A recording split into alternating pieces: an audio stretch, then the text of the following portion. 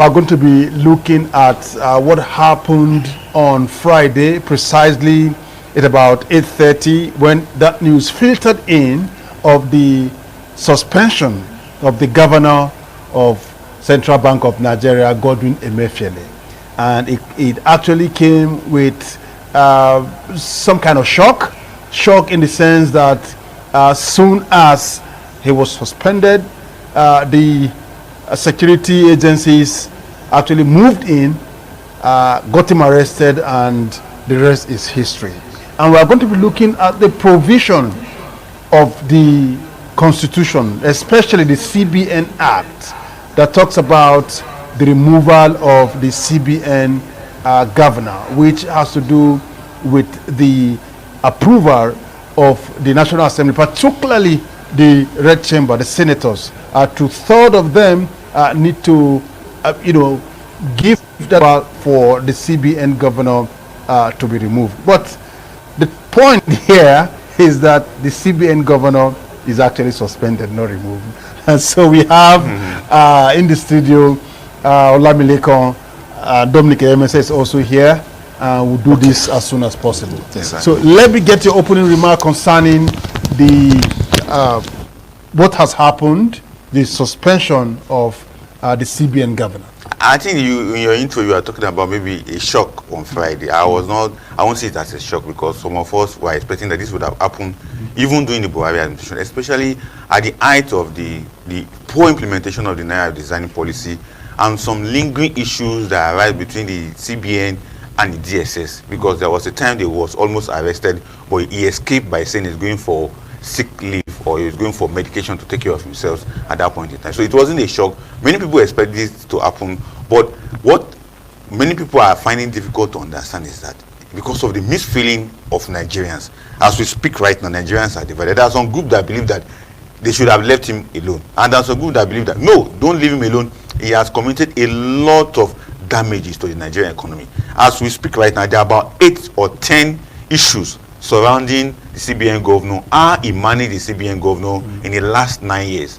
I can give a brief of it. In the first 5 years of his governorship as CBN governor, he came up with a policy called the heterodox monetary policy of Nigeria. That heterodox monetary policy was quite stringent, very tightful, that he intended to bring a rejig in our monetary policy that will ensure that it wasn't just a free flow policy that will just cater for just the rich, but entire Nigeria. But in the second half of his renewalship of the governorship, he changed. He dropped that policy and began to go for orthodox policy in terms of monetary policy, because initially his heterodox was against orthodox, but in the second half he now went for orthodox policy that now begin to listen more to what the World Bank is saying, what IMF is saying, and what some interest group within the Nigerian economic circle were saying. I think those are the things that brought up the CBN governor to the news and to the challenge that he's faced right now, that he has been arrested. Well, but if you say you were not shocked at the news and you're trying to give a summary of some of the charges, if I will put it that way, because already the DSS said he will be taken to court to face some of those charges, even though he's suspended. But would you say the suspension is politically motivated? Because we expected that under the administration of former President Muhammadu Buhari, this step would have been taken. Exactly. Now, if we want to understand why this is happening at this point, we have to go back to how CBN governors have been removed in Nigeria since 1999. If I'm correct, the name is correct, there's one Oruma that was in acting CBN governor when Obasanjo took over. It wasn't up to 6 months Obasanjo removed him. Even though that period there was no CBN Act. Then the next person that took over was there for about 4 or 5 years, about to be renewed for a second contract before this CBN Act came on board. Obasanjo removed that same person without any other looking at the rules that guide the CBN appointment of a CBN governor. Then the next person that took over also had issues. That was Soludo. That was when Soludo came in with all the baggages of economic principles that he brought up, that many people appreciated. The recapitalization of banks. Everybody appreciated, and people were expecting that Soludo would get a second tenure of becoming the CBN governor. But here we are, it was also removed before the controversial Sanusi SLS came up. Sanusi, Lamido Sanusi, which we normally call SLS in our local parlance as contributors to Nigerian economy through our writing another aspect of our discussion. Now, SLS came in and he was enjoying his first 5 years of being CBN governor. All the issues around the current, the disposed CBN governor Emefiele, this damn issue also came up during that period. One of the challenges of Sanusi Damido was that he challenged NNPC over unremitted 20 billion naira. If you still remember, and that's another 49 billion. 49 billion. And before we know it, he was removed.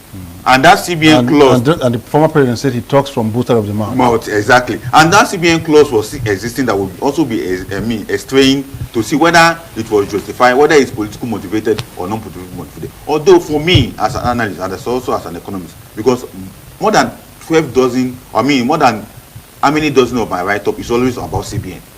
I loved what he was doing initially, but later on it changed, and that's why I began to write against what CBN was doing.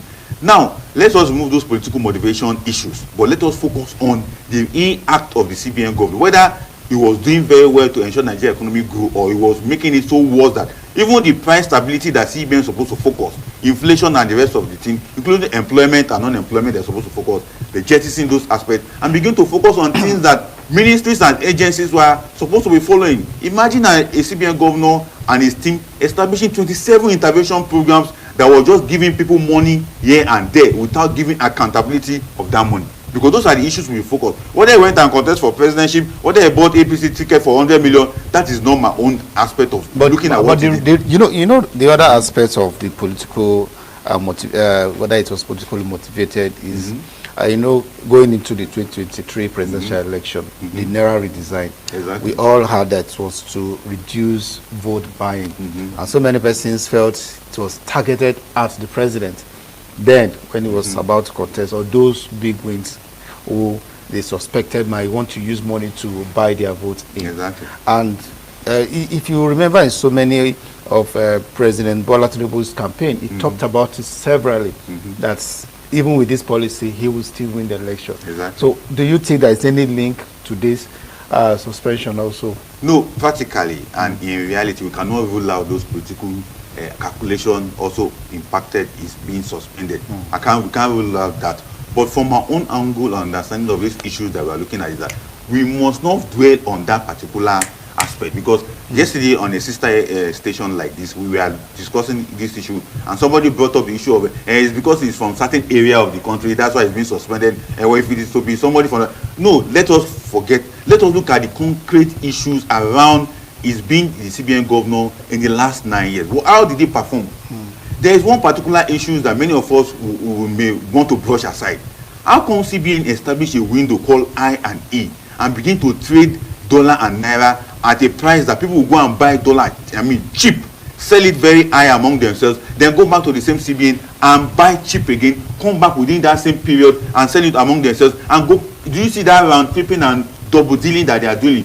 People should focus on those aspects, because at the end of the day, those areas, those things that he did, enrich certain group of people. I mean, when CBN say they are chasing after parallel market, they are chasing after people who are doing dubious round tripping within the dollar. Meanwhile, he has created a window for a group of people to be doing the same thing that is kicking against outside. You know, when it comes to this issue of stabilizing the economy, which the monetary authority, the CBN, of course, has responsibility to do, it cuts across socio-economic and, of course, political factors. Exactly. It appears Emefiele's hands are all deep into these factors. Exactly. Yeah, socio-economic, you just want to find out at what rate he met the exchange, and then where he left it as at Friday. Exactly. Right? Exactly. I'm sure he inherited that between 180, 200. Yeah, exactly. And then let's just say 200. 200. And as at that time, the official rate was around 140, 150. Very well. Now the official rate is at what rate? It's around 750 to 800. No, official rate. Official rate is 4. I think it's 630 now. Yes. No, the 630 is the controversial, the valuation that we just discussed in the past. Yes. But CBN have not agreed that that is the official Okay, so rate. but as at the time that he was still in office, we heard something about 630. Yes. And then you also look at the fact that as a sitting CBN governor who has the responsibility of, imbibing policies and programs that will stabilize the economy, He has no business with politics. Yes. But we saw him, even go to court to ask the court to order that he, as CBN governor, can contest the Exactly, election. exactly. You understand? Very well. Yeah, so it's not about the fact that there are some things that he didn't do right or those that he did right. As a CBN governor, are you supposed to do some of those things? And if you actually did those things, should you go unpunished? This is what many people are looking at, saying. especially the political You- angle. yeah. Now, the political angle, when CBN governor went to the court and asked the court to help him out so that he can contest, a lot of people justify their reasons. Particularly people who believe that, after all, the constitution allows free entry and free exit into politics. So he's also a Nigerian, he can also do that. But many people have forgotten there is a law that guides public service or public servant to operate within the political space. And many of us jettison that law and begin to justify the reason why he must go and contest. One of those group of people were the Rice Farmers Association, who justify the reason. They even claim that they bought the ticket for him. So these are the things. The way they spend so much money to ensure the media promote that aspect that justify the reason why the CBN governor must go and contest for election. Meanwhile, those of us that understand the law has already barred him from doing that, and also understand the court himself just have to sit right and do the right thing, and that's why at the end of the day he didn't get away with what he want, even though he want to appeal that case and go to the Supreme Court. But with the shouting and the acrimony that surround people now condemning him, he just have to back out. At the end of the day, he didn't go forward. But we know that it is a lesson for people who are going to hold public offices that once you are being appointed, you don't dare not go and contest for other political office. And I know that the former CBN governor, learned this particular act from a particular individual that contest for governorship in Kwara State in 2015. He was a member of the board member or commissioner for Nigerian Civil Service Commission. He now went and left and want to go and contest for governorship in his state. And the time people ask him questions, he say he has resigned. Meanwhile, he didn't submit his resignation letter. And I think maybe the same governor would learn from that. And that same person went and contested, although he lost, and still come back and collect his position back as a commissioner. I think those are the things that our political space give room for. But right now, we just have to encourage people that once you're in political office, dare not go and contest for election. And the media should also focus on such person and expose all the intrigues around what they want to do and how they want to go and contest for that political office, which does not go down well for a democratic dispensation, especially as we are talking about democracy today being June 12th. But for me, it is all about his operation and his affair in the CBN as a governor. That is what I'm so much interested. Whether he went and contest for governorship or whatever, let's leave that one aside, because he says that one can be forgiven. But this particular one that he did against the entire Nigerian economy, that at the end of the day, we are now talking about a devaluation of the naira through the back door. Meanwhile, there's an official price. Through that window, that iron window. Those are the things we should be focusing on. We should be focusing on how Polaris Bank was taken over by CBN, spent trillions of naira on it, and sold it for a chicken as low as 50 billion. I don't know whether you follow that story. No, of course, we also have the Keystone. Keystone issue is also there. And other sanctions, whereby selective sanctioning against banks. Zenith Bank is one of the banks that committed so much huge crime against people during the Naira designing crunch issue. How many sanctions did they sanction on Zenith Bank?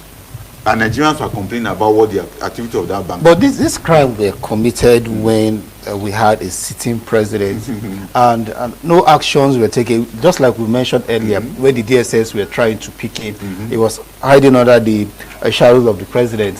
He went. If you remember, he traveled out with the president. As soon as he came back, he left again under the guys that was going for medical checkup and all that. Even now, some persons are already calling for that the DSS have no right to keep him for too long. They are not supposed to be the one charging him for fraud, just financial fraud and terrorism charges. That he should have been moved over to the EFCC. Now, looking at all these charges and all that, where do you think Nigeria is heading to in terms of having a CBN reformed? For us not to have issues like this resurface its ugly heads. Exactly. Let me take it from the point of we have a sitting president who allow all these things to happen under his watch. And I said earlier before we come on air that most of the ideas of the CBN are generated by the CBN team, and they submit it to the president, which the president will look at it and also take it to his own chief economic advisor, whoever can advise the president on it. But whether the president give it to them, whether they advise or they didn't advise, whether they recommend or they didn't recommend, we can't say for now. But back to this second part of your question is that, can we have a CBN that will be free from all this acrimony, whether the CBN is sponsoring terrorism? Because those are the allegations against him. The CBN is creating a backdoor window where people can go and devalue the naira, buy dollar and do exchange on their own. A CBN whereby people can just go and collect money and not return the money to the government. I think that would be more proper for us. With the new president and with the new government that we have, they should just look at a way. It may not be total reforming the CBN because there is an act that establishes the CBN, but we should not look at the individual that is coming in to become the CBN governor, because the individual also matters. What kind of intellect are they bringing? What kind of interest? Because for me, what has really made CBN governor, the former CBN governor Emefiele, to be now on the news, either in the news as someone that has been suspended or arrested by DSS, is that his interest, his personal interest overshadow national interest, especially in our economic interest. Then the kind of people that he surrounded himself with, this is a CBN government that will be going up and down to various activities that involve politicians, that involve associates that he's not supposed to associate with, even though we expect him to have friends, but not the kind of friends that he was going out with. There was also in the news that he was more close to the former president's wife, to the point that they had several issues within themselves that the former president and wife can have access to funds through the CBN. Those are the allegations that are being put in across to him. But the major one that is quite very sad for us is that the CBN governor will have his hand deep inside terrorism funding. Yeah, but let's quickly look at the provision of the act establishing CBN on the removal of the governor. You know, as it stands now, it happened before, and he was suspended. He never came back. Exactly. I'm talking about SLS, like you rightly exactly. said. And we have another one at hand. He's already suspended. Whether he will come back or not, time will tell. But you know, this particular administration, there are some persons, even before the last administration wind down, they made it clear at the Supreme Court. I'm talking about the like of the former governor of Kaduna State, El-Rufai, of course, the governor of Kogi State, Yahya Bello, and of course, the former governor of Zamfara State, Matawanle. When they were in Supreme Court, they said they know that the policy restricting amount that you can withdraw is politically motivated, that those behind it actually came out to contest, and maybe because they didn't get the ticket is the reason you see that very harsh, you know, financial policy. And so if we would not put it side by side, do you see him coming back to continue his job? If others before him, because the lawmakers have not given their own position as per removal of the I think for me, if others before him who have also gone through this kind of suspension never come back to that seat, I don't see him coming back. And I will even advise that he should not even come back. Yeah, but is that not an infringement on the provision of the CBN? Definitely it will have been an infringement on the provision, but as it stands today, the allegation and several accusations from the other side that arrested him, that suspended him, is like they will use that same allegation. They will look for laws in the constitution to sustain and to justify why he must be suspended. And again, at this point in time, you know, when federal government is dealing with you, most times the act or the law that establishes your agencies that put you in position, they will use a superior law that is organic law of the country to supersede that law and tell you that you can't come back based on what the constitution, the ground norm of the country is saying. And for me, it is the ground norm of the country that the federal government will be using. And the DSS that is holding him, they normally use what they call holding charge. Definitely that's what will be used, although we're expecting them to take him to court. But the DSS is not taking him to court right now because he didn't just commit a crime against, maybe because of monetary policy, but he committed a crime that is more or less a sabotage, economic sabotage against the country, that is against the national interest and national security of Nigeria. That's why the DSS was after him. If you understand, because many people expected that EFCC should go after him. No, for now, EFCC will come later based on other issues or allegations against him. But the one that DSS is after is the terrorism funding that was put across to, because one of the issues they raised was that how could people be accessing forex so cheaply and the CBN will be shouting and be claiming that they are pursuing parallel market, black marketers outside. Meanwhile, people are accessing this funding in a more cheaper way, and those are the aspects that they're after. And again, if you remember that 2 years ago, DSS, NIA, EFCC inclusive, they carried out investigation around the BDC, and they arrested about 300 of them who are supporting terrorism. CBN was also mentioned, but how that case gone down, we don't know. But we know that with this revelation that is coming out, we're able to understand certain things. But where I want us to draw our attention to this, the economic sabotage of what the Nigerian designing created in the Nigerian economy is quite good. It's also a crime. We also look at that particular, because people died, people went naked in a bank, people lost their money. As I'm speaking right now, nobody, if you look at everybody, all of us that are inside this studio today, nobody that has not lost money during the Naira design crunch crash. In terms of why transfer and why you're expecting transfer. So even if we don't want to consider that, let us just look at the intrigues within the areas that CBN operated under MFA. They created one particular document called the invoicing and invoicing. It collected the power of the Nigerian custom.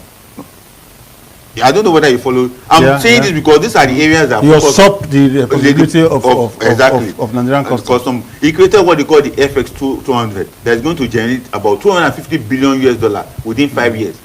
And it came out early this year and said we have already generated about 200 billion. And people are asking, if you have generated 200 billion from this particular policy, how come our external reserve is deflating? And what is that FS 200 is all about? It's about how to encourage exporter in Nigeria. If you have generated that amount, so how come foreign reserve is also going down? So that the question I believe that the DSS will be asking through their experts who understand monetary policy in Nigerian system. Yeah, but we also cannot shy away from the fact that the former is this former now?